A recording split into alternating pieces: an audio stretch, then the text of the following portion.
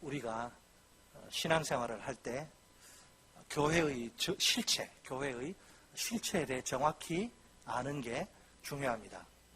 일반적으로 교회가 무엇이냐는 질문을 받으면 이렇게 대답합니다. 교회는 건물이 아니라 예수님을 믿는 사람들의 모임이다. 분명 옳은 대답입니다. 아무런 문제가 없습니다. 하지만 이 대답만으로는 교회가 무엇인지 알고 있다, 이렇게 자신 있게 말할 수 없습니다. 2%가 부족한 셈입니다. 사도 요한이 본 환상은 우리에게 교회의 실체를 공개합니다. 교회는 두 얼굴의 존재입니다. 여기의 교회와 저기의 교회입니다.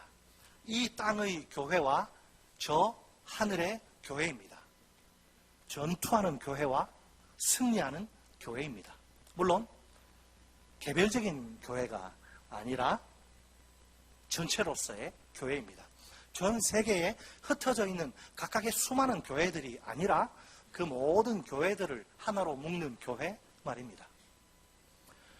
오늘 본문은 6장 12절에서 시작된 여섯째 이인 심판의 결론 부분입니다.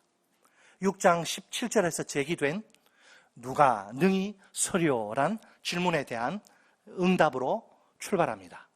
오늘 본문을 두 파트로 나눠서 살펴봅니다. 따라서 하십니다. 첫째, 우리는 여기 이 땅에서 전투하는 교회다. 다시 한번, 우리는 여기 이 땅에서 전투하는 교회다. 아멘. 1절로 8절. 자, 이 부분은 다시 두 단락으로 나뉠 수 있습니다. 1절로 4절 그리고 5절로 8절입니다. 첫째 단락인 1절로 4절은 하나님의 그 종들이 이마에 인을 맞는 장면입니다. 둘째 단락인 5절로 9절은 그 종들의 수를 세는 장면입니다. 1절로 4절에는 두 종류의 천사가 나옵니다. 누구와 누구지요? 네 천사와 다른 천사입니다. 본문은 네 천사의 활동, 네 천사의 공식적인 활동에 대한 소개로 시작됩니다. 본문 1절을 보면 네 천사가 뭐 하고 있어요? 땅 네 모퉁이에 서 있습니다. 또한 땅의 네 방향에서 그 바람을 붙들고 있습니다. 넷이라는 숫자가 반복되는데 이것은 우주적 의미를 지닙니다. 이 세상 모든 지역을 뜻합니다. 여기서 강조점은 서서 바람을 붙들고 있다는 것입니다. 서서와 붙들고 있다는 이 두 분사가 가리키는 핵심은 지속적인, 계속적인 행동입니다. 네 천사가 이렇게 행동하는 이유를 보세요. 바람으로 하여금 땅에나 바다에나 각종 나무에 불지 못하도록 만들기 위해서입니다. 바람이 파괴적인 목적을 수행하지 못하도록 네 천사가 계속 억제시키고 있는 거죠. 계속 붙들고 있는 겁니다. 아직 하나님의 때가 이르지 않았기 때문입니다. 본문 3절에 따르면 한 천사가 그 네 천사에게 한 가지 명령을 내립니다. 이르되 우리 하나님의 종들의 이마에 인치기까지 땅이나 바다나 나무들을 해하지 말라 하더라. 아멘. 본문 2절에 의하면 네 천사에게는 이미 땅과 바다를 해롭게 할 권세가 있습니다. 그들에게 그 권세를 주신 분은 물론 하나님이십니다. 네 천사의 역할은 무엇입니까? 이 땅의 심판을 시행하는 것입니다. 그들이 이렇게 꽉 붙들고 있는 바람을 놓으면 되겠죠. 그러나 그들은 그렇게 할 수 없습니다. 그 대신 계속 바람을 붙들고 있어야 합니다. 이처럼 모든 종말론적인 파괴 세력들은 하나님의 주권적인 통제 아래 있습니다. 그 세력들은 심판의 도구들이죠. 하나님이 허용하실 때에만 활동할 수 있습니다. 본문 2절에 또 다른 천사의 역할이 언급됩니다. 그 역할, 자, 천사가 두 종류라 그랬어요. 네 천사, 한 천사. 자, 한 천사의 역할은 뭐예요? 하나님의 인을 가지고 하나님의 종들의 이마에, 하나님의 종들을 골라서 그들의 이마에 정확하게 인을 치는 것입니다. 네 천사에 의해 시행되는 심판으로부터 하나님의 종들을 보호하기 위한 특별한 조치입니다. 여기서 살아계신 하나님의 인이란 표현을 주목하세요. 이 살아계신 하나님이란 호칭은 구약 성경과 신약 성경에 자주 나옵니다. 살아계신 하나님과 죽은 우상들 사이에 대조를 보여줍니다. 자기 백성들을 위한 하나님의 활동을 강조합니다. 이런 것이죠. 오직 살아계신, 오직 여호와 하나님만이 살아계셔서 활동하십니다. 오직 여호와 하나님만이 자기 백성들의 사건 속에 친히 개입하십니다. 우상은 죽은 거라 아무 활동을 하지 못해요. 자기를 섬기는 자들에게 아무런 유익을 끼칠 수 없어요. 오직 하나님만이 그렇게 하신다는 것을 살아계신이란 이 단어를 통해서 표현하는 거예요. 자, 지금 이 시대가 어떤 시대입니까? 많은 사람들이 니골라당 그 대표 이단을 막 따르고 로마 황배 숭배에 무릎을 꿇고 참여하는 상황. 교회 다니는 사람들도 많은 사람들이 이단을 따르고 로마 황제 숭배에 머리를 조아리는 그런 상황. 그런 자들을 이제 겨냥하려는 요한의 의도가 다분히 보입니다. 요한의 이런 외침이 들리는 것 같아요. 너희가 어찌하여, 교인들을 보고 이야기하는 거예요. 비신자들, 교회 밖의 사람들이 아니고, 너희가 어찌하여 너희 가운데 영원히 살아계신 하나님을 모시고 있으면서도 거짓 신을, 우상을 따르느냐. 고대 세계에서 인침은 소유권이나 보호나 특권을 의미합니다.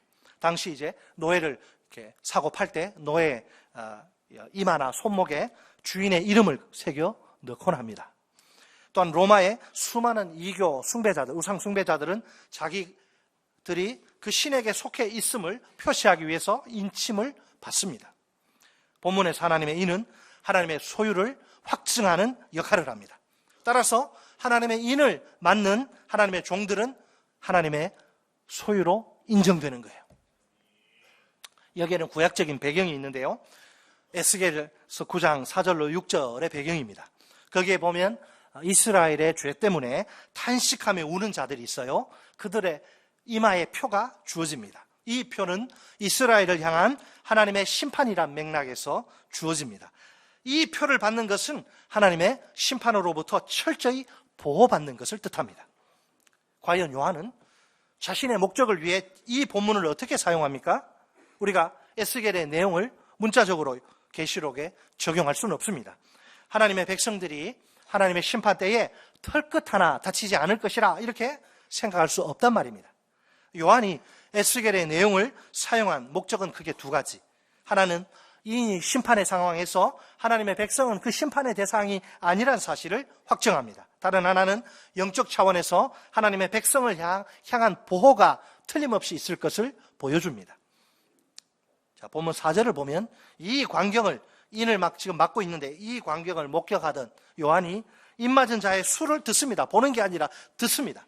그 수가 몇 명이라고요? 14만 4천입니다. 여러분 항상 계시록을 볼 때 숫자는 우리가 생각하는 1, 2, 3 그런 단순한 문자적인 의미가 아니고 다 상징수예요. 상징수.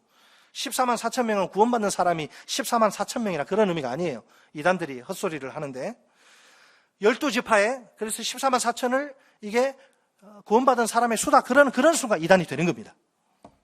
그 수 아닙니다. 12지파의 각 지파마다 12,000명이 이렇게 있어서 생겨난 숫자. 그러니까 본문은 각 지파의 이름을 열거하고 그 수를 12,000명씩으로 이렇게 규정을 해요. 그러니까 14만 4천을 인수분해를 하면 12 곱하기 12 곱하기 1000 이렇게 되는 거예요. 그러면 12가 두 번 나오는데 이 두 개의 12는 뭐냐? 각각 약속으로서의 구약의 백성 이스라엘과 그 성취로서의 신약의 백성을 가리킵니다. 그러니까 하나님의 모든 백성을 의미하는 셈이지요. 1000은 계시록에서 12와 더불어 완전을 상징하는 수입니다. 약속으로서의 구약의 이스라엘 백성은 그 성취로서의 신약의 백성에게 흡수돼요. 이런 점에서 14만 4천 명은 신약의 교회 공동체를 의미한다고 볼 수 있습니다. 따라서 신약의 교회 공동체는 구약 이스라엘의 성취로서의 새 이스라엘이라 불립니다. 자, 이해가 되십니까? 네, 목사님. 자, 지금 요한이 강조하는 것은 무엇일까요? 교회 안에서 인내하며 충성을 다한 성도 전체 수가 이제 완전히 찼다. 문 잠가라. 이제 더 이상 못 들어온다. 교회 문 닫아라. 이거죠. 자, 계시록에서 14만 4천 명은 그 이마에 뭘 받아요? 하나님의 인침을 받습니다. 이 인침은 보호를 상징하는데요. 하나님의 교회가 영적으로 하나님의 심판이 쏟아져도 완전히 보호받는다는 것이죠. 민수기 1장에서 이스라엘 백성은 하나의 군대로 부대로 간주가 됩니다. 군대로서의 이스라엘, 그것이 오늘 본문에 14만 4천에 그대로 반영됩니다. 따라서 14만 4천 명은 이 땅에서 전투하는 교회입니다. 그들은 단순히 하나님의 심판으로부터 보호받기만 하는 나약한 공동체가 아닙니다. 하나님의 전투를 수행하는 투사적 존재라. 사실 하나님의 백성들은 땅에서 비신자들과 마찬가지로 하나님의 심판에 동일하게 노출됩니다. 그러나 그들은 비신자들과는 달리 심판의 대상이 아닙니다. 오히려 구속의 대상이자 보호의 대상입니다. 그 심판이 그들에게 직접적인 고통을 가져다 주는 일은 없습니다. 구속과 보호라는 이 특별한 은혜 속에서 하나님의 백성은 언제나 안전합니다. 따라서 하나님의 백성인 14만 4천 명은 심판 앞에서도 능히 설 수 있습니다. 6장 17절에 그들의 진노의 큰 날, 하나님의 심판의 날은 아무도 견딜 수 없는 아주 무지막지한 혹독한 불과 멸망의 날인데, 그들의 심판의 큰 날이 이르렀다. 누가 능히 하나님 앞에 설 수 있을까? 그러면 답은 머리에 입 맞은 하나님의 백성 14만 4천 명이다. 이렇게 대답이 되는 거예요. 교회 안에 들어온 하나님의 백성. 이 문이 항상 열려있는 거 아니잖아요. 딱 닫히잖아요. 보라, 지금은 구원의 날, 은혜 받을 만한 때요. 구원의 날이지만 닫혀버린 14만 4천이 차면 끝나는 거예요. 그때는 무지막지한 심판이 쏟아지는 거예요. 물론 14만 4천 명은 이 땅에 존재하여 전투하는 교회입니다. 이 교회도 비신자들처럼 하나님의 심판을 피해갈 수는 없어요.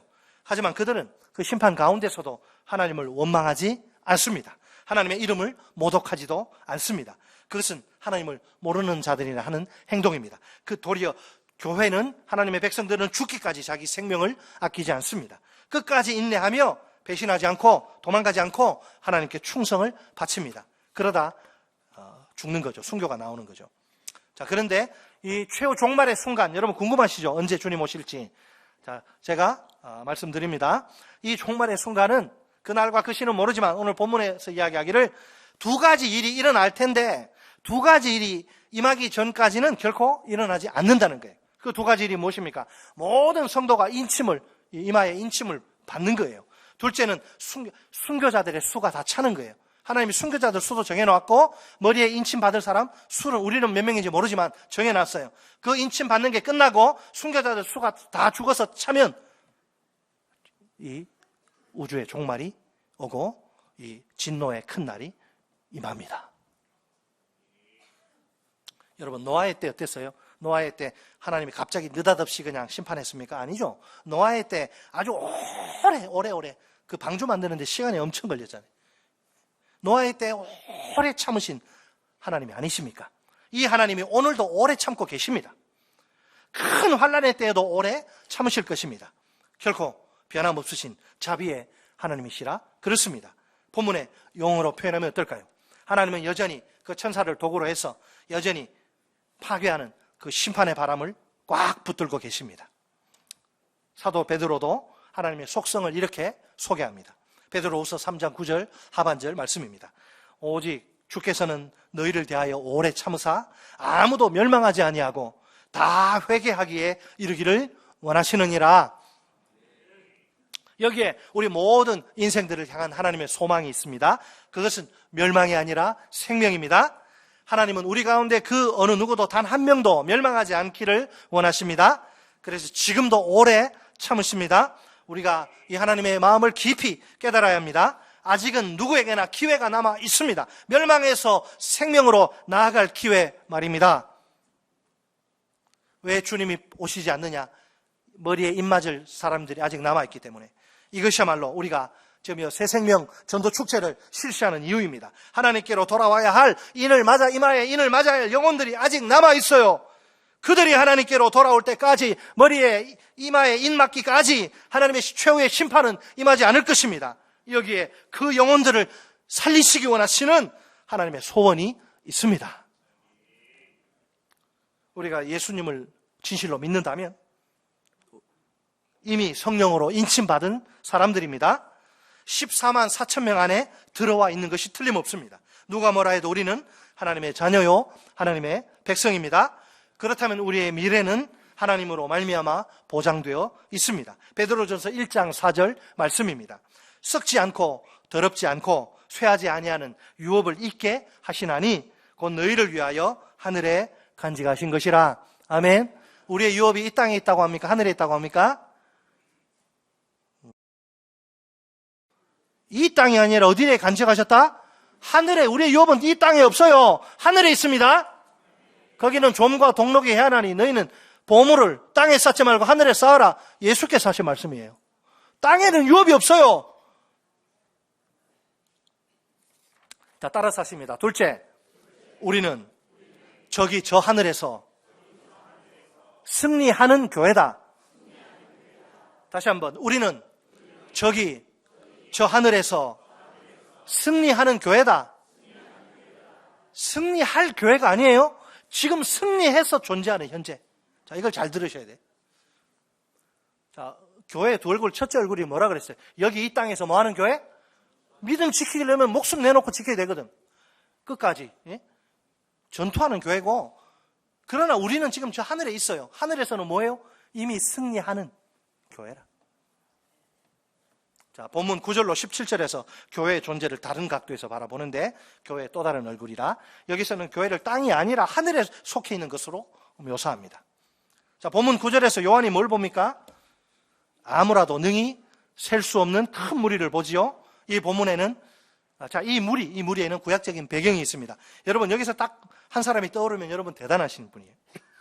아브라함. 일찍이 하나님이 아브라함에게 자손에 관해 약속하신 내용과 관련돼요. 창세기 13장 16절 말씀. 내가 네 자손이 땅에 티끌 같게 하리니 사람이 땅에 티끌을 능히 셀 수 있을진데 네 자손도 세리라. 아멘. 창세기 15장 5절 말씀도 있습니다. 그를 이끌고 밖으로 나가 이르시되 하늘을 우러러 뭇 별을 셀 수 있나 보라. 또 그에게 이르시되 네 자손이 이와 같으리라. 아멘. 창세기 22장 17절 말씀도 있습니다. 내가 네게 큰 복을 주고 네 씨가 크게 번성하여 하늘의 별과 같고 바닷가의 모래와 같게 하리니 네 씨가 그 대적의 성문을 차지하리라. 아멘. 끝으로 창세기 26장 4절 말씀입니다. 내 자손을 하늘의 별과 같이 번성하게 하며 이 모든 땅을 내 자손에게 주리니 내 자손으로 말미암아 천하 만민이 복을 받으리라. 아멘. 하나님이 아브라함에게 주신 깜짝 놀랄 만한 약속들을 보세요. 땅의 티끌처럼, 하늘의 별처럼, 바닷가의 모래처럼 많은 자손을, 지금 이제 언제 죽을지 모르는 아주 늙은 그 노인인데, 땅의 티끌처럼, 하늘의 별처럼, 바닷가의 모래처럼 많은 자손을 주시겠다. 여러분, 이런 표현들에는 하나의 공통점이 있습니다. 사람이 도저히 그 수를 셀 수 있다, 없다? 셀 수 없다, 셀 수 없다는 거예요. 자, 이런 특징을 본문 9절에 아무도 능히 셀 수 없는 큰 무리라는 표현이 공유합니다. 이처럼 요한은 지금 교회에 아브라함의 자손의 특징을 부여하는 거예요. 그렇다면, 자, 보세요. 진노의 날이 이르렀으니 누가 능히 서려 했을 때 14만 4천 명이 선다 그랬어요. 그런데 지금 14만 4천 명을 생각하면서 지금 요한은 아브라함의 자손을 생각하단 말이죠. 자, 그러면 우리가 어떤 질문을 던질 수 있습니까? 누가 아브라함의 진정한 자손인가? 14만 4천 명이 진노 앞에서도 하나님 앞에 서는데, 그 14만 4천 명은 아브라함의 자손인데, 그럼 누가 아브라함의 진정한 자손인가? 이 질문이 제기되겠죠. 이 질문에 대해서 다 바울이 아주 명쾌하게 답변을 합니다. 먼저 갈라디아서 3장 7절 또 9절 말씀. 그런즉 믿음으로 말미암은 자들은 아브라함의 자손인 줄 알지어다. 그러므로 믿음으로 말미암은 자는 믿음이 있는 아브라함과 함께 복을 받느니라. 다음은 갈라디아서 3장 29절 말씀. 너희가 그리스도의 것이면 곧 아브라함의 자손이요 약속대로 유업을 이을 자니라. 아멘. 자, 아브라함에게 하신 그 자손에 대한 하나님의 약속을 보세요. 이 약속의 말씀을 신약적인 우리 관점에서는 어떻게 해석해야 합니까? 다시 한번 조금 전에 질문으로 돌아가 봅시다. 누가 아브라함의 진정한 자손인가? 더 이상 유대인들, 더 이상 혈통적으로 아브라함의 피를 이어받은 자들이 아닙니다. 그리스도를 믿음으로 말미암는 의, 하나님의 의를 지닌 자들입니다. 그들에게 아브라함의 유업을 상속할 권리가 있습니다. 아무도 능히 셀 수 없는 큰 무리는 아브라함의 자손이자 이스라엘의 성취로서의 교회를 가리킨다고 볼 수 있습니다. 결국 이 무리는 14만 4천 명과 궁극적으로 동일합니다. 이 둘 사이에는 두 가지 중요한 공통점이 있습니다. 더 이상 이제 들어올 수 없어요. 더 이상 들어올 수 없습니다. 첫째는 더 이상 채워질 수 없는 완전성, 14만 4천과 헤아릴 수 없는 그 무리, 거기 한 명이라도 더 들어올 수 없어요. 더 이상 채워질 수 없는 완전성, 그리고 채워질 수 있을 만큼 채워진 충만성. 자, 따라서 하십니다. 완전성, 충만성. 네, 딱 끝나요. 더 이상 문 닫혀버립니다. 그때는 예수 믿을 기회가 없습니다. 자, 본문 9절에 따르면 셀 수 없는 큰 무리, 그 구성원들이 누군지가 나오는데, 자, 각 나라와 족속과 백성과 방언, 이 방언은 언어권을 이야기합니다. 다른 언어권, 예? 언어권, 그냥 방언이랄까 이게 번역이 좀 그런데, 다른 언어권, 영어권, 스페인어권 이렇잖아요.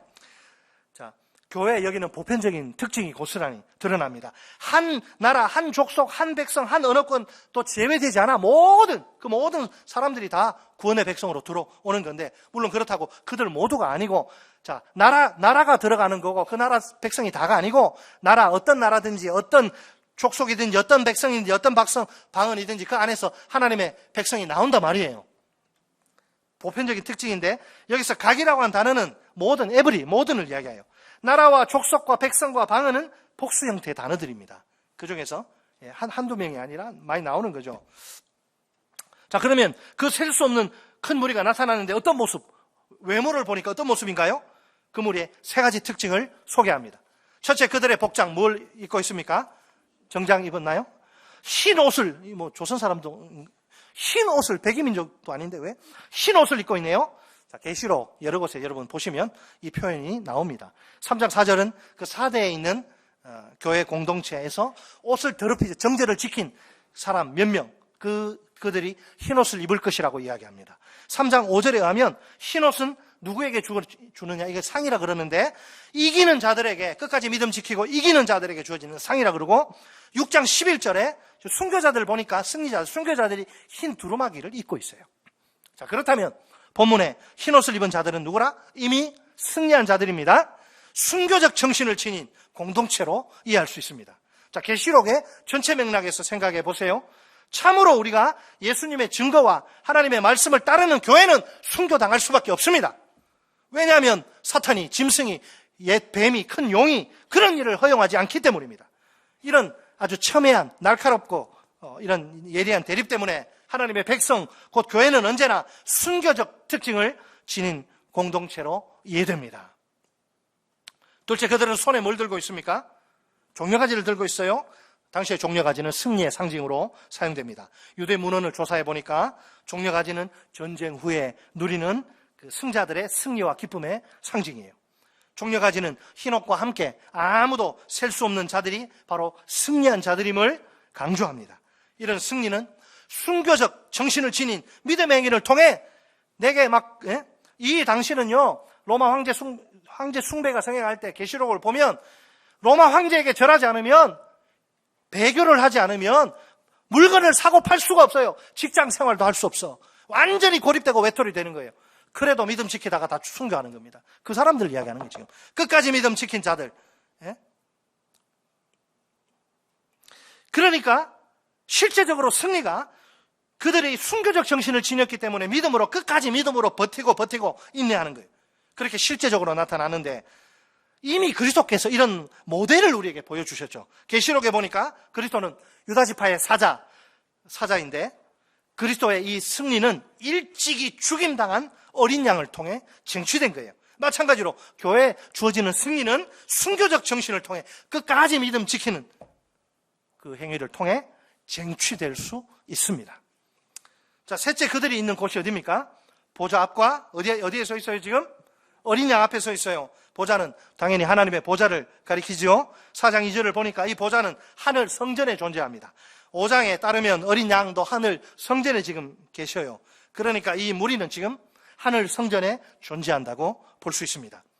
자, 이상의 내용을 종합하면 셀 수 없는 큰 무리는 어린 양의 피로 구속받은 자들입니다. 순교적 정신으로 말미암아 승리를 쟁취한 자들입니다. 끝까지 믿음 지키고 끝까지 예수 붙들고 그렇게 세상 떠난 사람들. 자, 이것은 바로 하늘에 존재하는 교회로서, 전체로서의 교회를 의미합니다.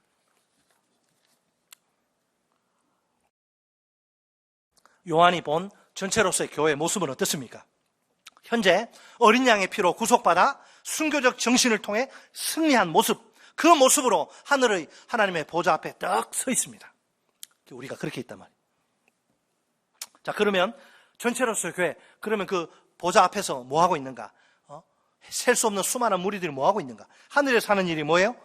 경배와 찬양. 따라서 합니다. 경배와 찬양. 거기는 시집 장가 가는 일도 없어요. 원래 빨리빨리 가야 돼. 자식 낳는 것도 없고 경배와 찬양 오로지.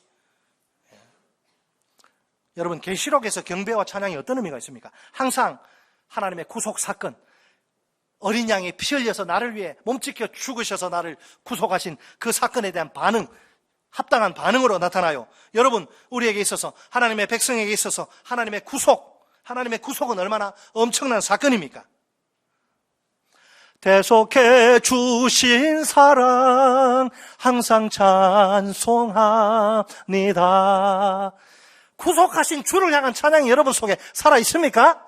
어린 양 예수께서 나를 마귀의 자식에서 하나님의 자녀로 나를 구속하시기 위해 자기 몸을 속전으로 바치시고 자기 몸 다 찢으시고 내가 받아야 할 저주와 진노를 남김없이 다 받으셔서 나를 살려주셨다. 나를 하나님의 자녀 삼아주셨다. 구속의 그 진정한 의미를 깨닫는 여러분 속에 경배와 찬양이 살아있습니까? 제가 여러분에게 도전합니다. 여러분 속에 예수의 피가 있습니까? 여러분 속에 찬양이 살아있습니까?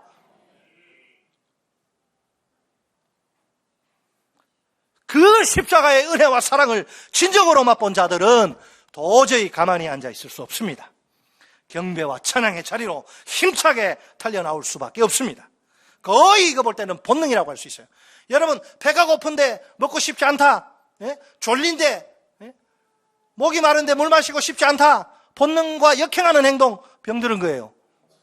목마르면, 제가 목마르니까 물 마시는 거예요. 이렇게. 안 마르면 뭐 하려고 갖다 놓겠어요. 목마르니까. 땀 나니까 이거 갖다 놓고 닦는 거지. 어떤 분이 이거 왜 닦냐 그래요. 땀 나니까 닦는 거지.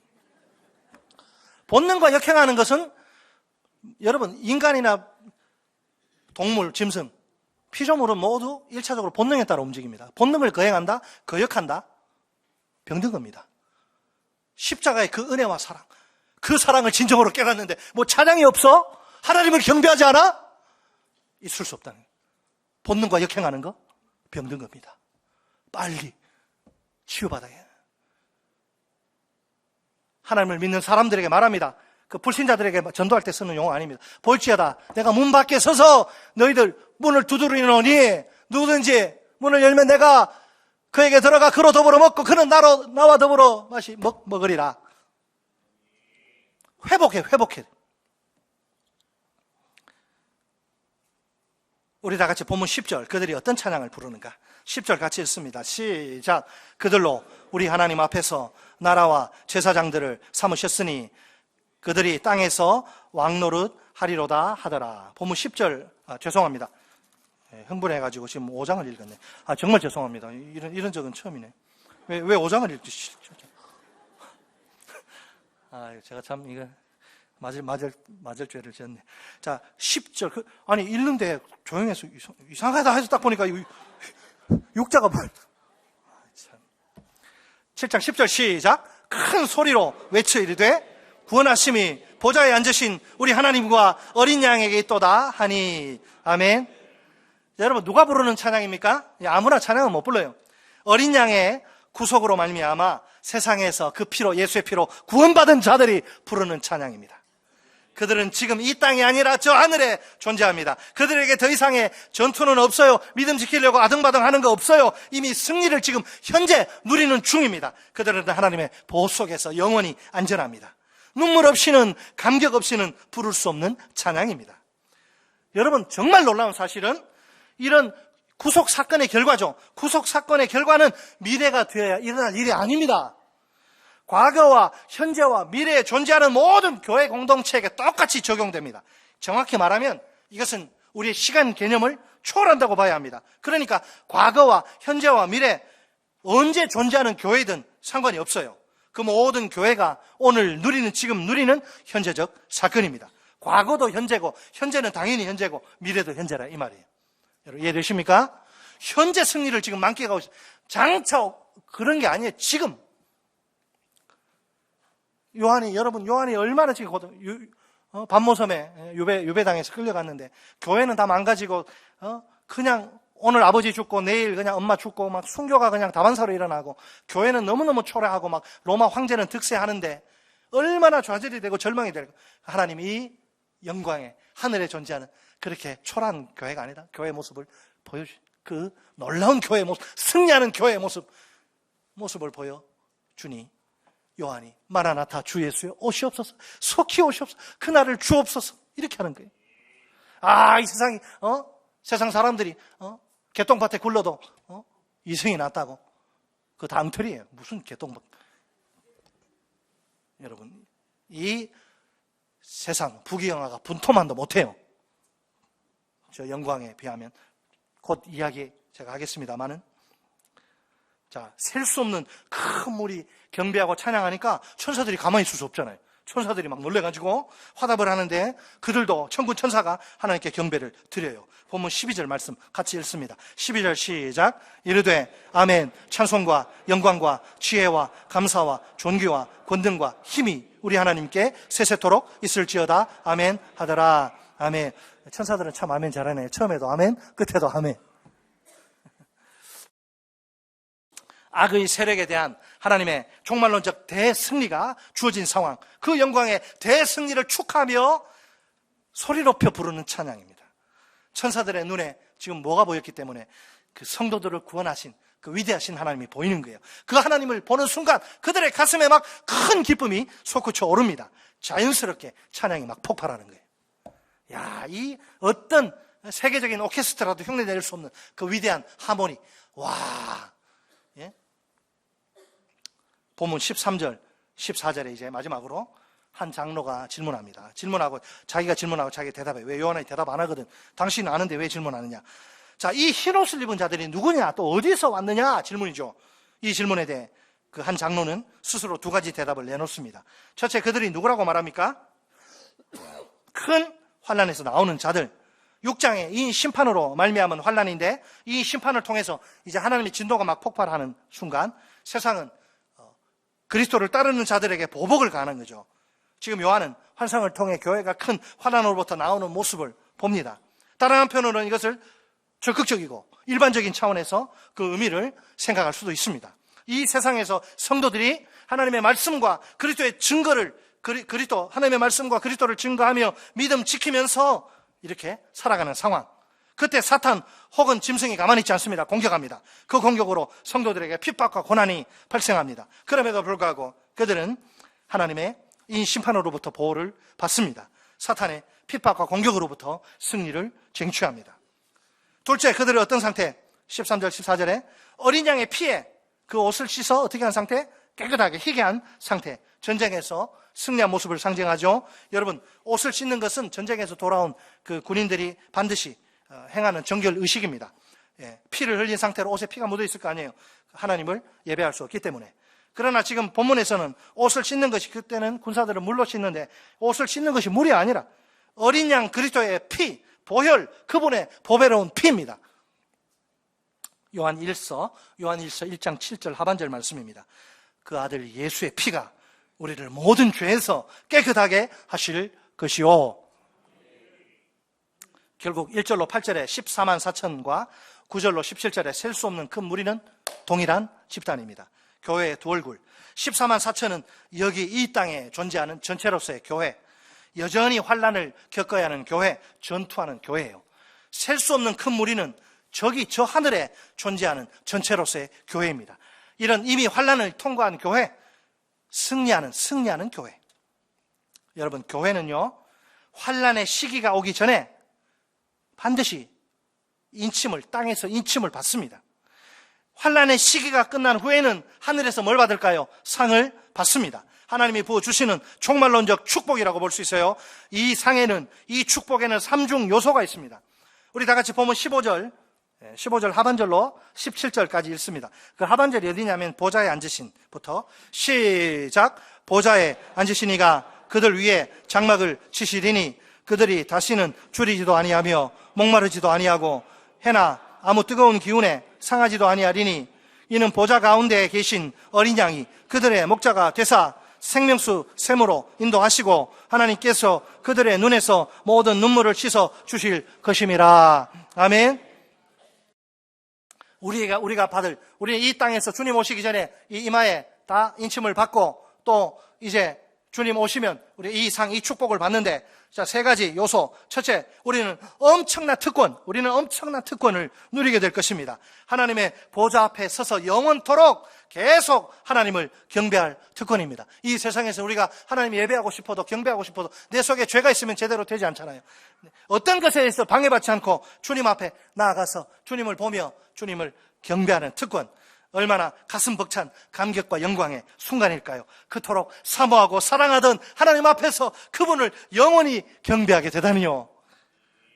둘째, 그때에는 땅에서 우리가 경험하는 이 모든 고난과 슬픔이 100% 제거될 것입니다. 그 이유는 모든 결핍으로부터, 부족으로부터 완전히 해방되기 때문입니다. 여기 굶주림, 목마름 나오죠? 내적 결핍이 제거될 거예요.